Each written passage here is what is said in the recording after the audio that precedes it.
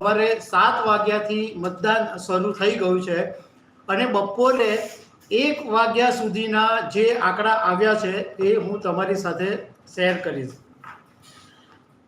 ગુજરાતની અંદર કાળઝાળ ગરમી છે, એમ છતાં પણ સારું એવું મતદાન થયું છે અને બપોરે 1 વાગ્યા સુધીમાં 37.83% જેટલું મતદાન થયું છે। એટલે આપણે એમ કહી શકીએ કે લગભગ 38% જેટલું મતદાન ઓલરેડી થઈ ગયું છે।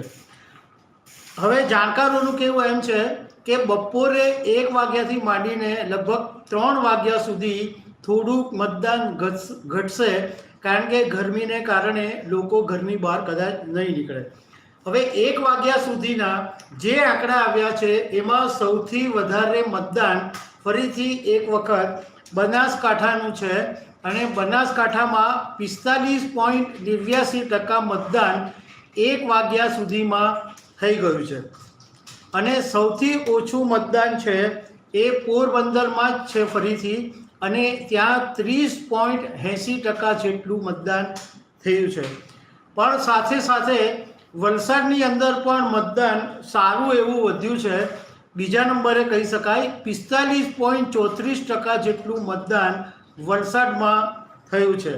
હવે આપણે સવારથી જો થોડાક આંકડાનું એનાલિસિસ જોઈ લઈએ તો સવારે લગભગ 9 વાગ્યા સુધી 10% જેટલું મતદાન હતું।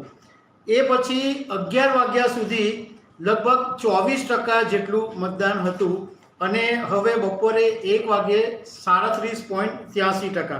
એટલે દરેક 2 કલાકે જોઈએ ને તો 13 થી 14% જેટલું મતદાન વધતું જાય છે 2 કલાકની અંદર। હવે બીજા જે લોકસભા બેઠક જે છે એની અંદર આંકડા હું તમને જણાવી દઉં કે ક્યાં 1 વાગ્યા સુધીમાં મતદાન થયું છે। તો કચ્છની અંદર 34.26%, બનાસકાંઠામાં 45.89%, પાટણની અંદર 36.58%, મહેસાણાની અંદર 37.79%, સાબરકાંઠામાં 41.92%, ગાંધીનગરમાં 39.23%, જ્યાં અમિત શાહ ચૂંટણી લડી રહ્યા છે, અમદાવાદ ઈસ્ટની અંદર 34.36%, અમદાવાદ વેસ્ટમાં 33.28%, સુરેન્દ્રનગરની અંદર 33.39%, રાજકોટની અંદર 37.42%, પોરબંદરની અંદર 30.80%, જામનગરની અંદર 34.61%, જૂનાગઢની અંદર 36.11%, અમરેલીમાં 31.48%, ભાવનગરમાં 33.26%, આણંદમાં 41.78%, ખેડામાં 36.89%,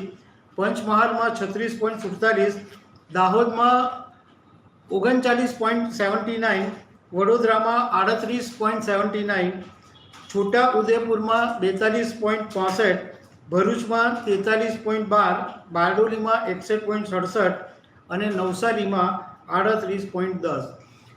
હવે બનાસકાંઠાની અંદર બપોરે 11 વાગ્યાથી માંડીને 1 વાગ્યા સુધીમાં, એટલે જે 2 કલાકનો જે સમય થયો એમાં બનાસકાંઠાની અંદર લગભગ 15% જેટલું વોટિંગ થયું અને પોરબંદરની અંદર સવારે 11 વાગ્યાથી માંડીને બપોરે 1 વાગ્યા એટલે 2 કલાકની અંદર 10% જેટલું વોટિંગ થયું છે।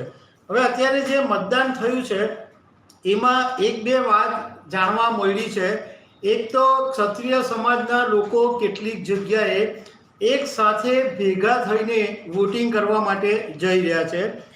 બીજું કે 3 ગામ એવા છે કે જ્યાં એક પણ વોટ હજુ સુધી પડ્યો નથી।